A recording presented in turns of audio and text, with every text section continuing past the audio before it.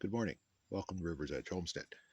Today we're going to carry on with my project of putting a front end loader on this old tractor. Um, and we've got most of it on in terms of the frame onto the tractor on both sides here. The frame is on. Now what we need to do is do a little bit of welding today to get this bar welded to hold the tractor together. Now welding is another one of these things that I think is important to learn on a homestead. It will save you money and it will not be a large investment to get yourself set up. Welding is one of those things that you watch YouTube, learn the basic skills, and go ahead and tackle it. Now, the only way you get good at welding is by practice. So, there is some things you do need to start yourself off in the welding world.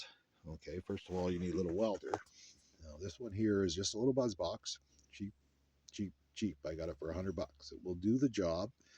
It's not great, but for repairs here on the homestead, it is perfect. Now, to drive this little buzz box, you do need a generator that can put out 240 volts at 30 amps. Now, that is your biggest investment, is to be able to drive a little welder. Now, I use a Champion 7500 watt continuous generator, and it drives this little buzz box. Okay, that is your biggest investment. So we have a little buzz box. Okay, we have some welding rod. Now I store my welding rod, believe it or not, in these old, or not old, but they're baseball tubes. Now I went to Dollarama or whatever, and I found these tubes. They come equipped with balls in them, but if you unscrew it, take the balls out, they are a good holder for your welding rod. Again, $1.02, and I got a welding rod holder because welding rod comes in boxes. The boxes tend to fall apart. You're going to need some welding gloves. Okay, here's an example. Just Lincoln Electric welding gloves. You get them at Canadian Tire. Okay, there it goes, falls on the ground. Get back up here. You need a welding helmet. Okay, again, you can get it at Canadian Tire. And you're going to need a grinder. That's one of those tools that I believe is pretty much a necessity around the homestead, is just a little 4.5-inch grinder. I got it at Canadian Tire. I buy lots of Canadian Tire. I wait till it goes on sale, and away we go. And you need a chipping hammer or a slag hammer to knock the slag off after your weld. Now, the trick to remember when you're welding on vehicles is undo your battery so that you don't put electric current through the electronics of your tractor.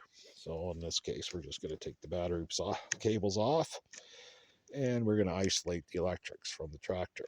Now, I'm not going to show you the basics of how to weld. There's lots of things on YouTube to teach you how to weld. That's how I kind of get the basics, and I learn tricks. There's professionals that will show you their tricks, and believe me, I use it all the time. I like watching their tricks, and they teach me a lot of things. So I'm a novice welder, so teaching you how to weld for me is probably not a good example.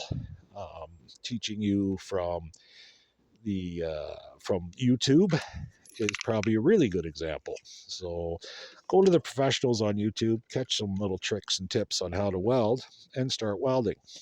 Now, a couple of things of caution. Welders use electric current, high current, and it does spatter. So wear long sleeves along with your gloves. Better yet, use an apron with sleeves.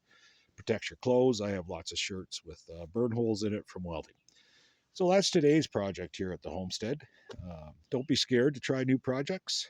It is a way to save yourself money, and don't be scared to learn new things. It's a key thing on the homestead is being willing to learn and having some sort of mechanical aptitude to do things like this.